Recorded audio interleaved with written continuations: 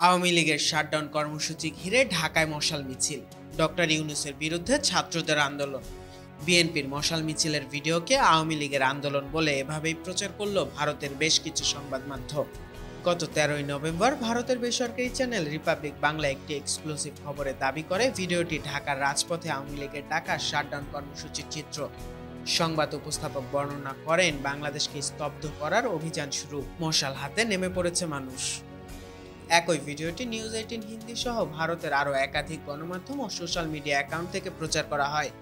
কেউ এটিকে ছাত্রদের আন্দোলন, কেউ বা অধ্যাপক ইউনূসের বিরুদ্ধে বিক্ষোভ, আবার কেউ এটিকে শেখ হাসিনার পক্ষে আন্দোলন বলে দাবি করে। কিন্তু অনুসন্ধানে দেখা যায় এ সব দাবি ভিত্তিহীন।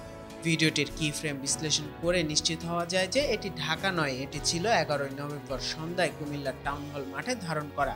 ঘটনাটি ছিল কুমিল্লা 6 আসনে দলীয় মনোনয়ন না পেয়ে বিক্ষুব্ধ বিএনপির একটি পক্ষের মশাল মিছিল।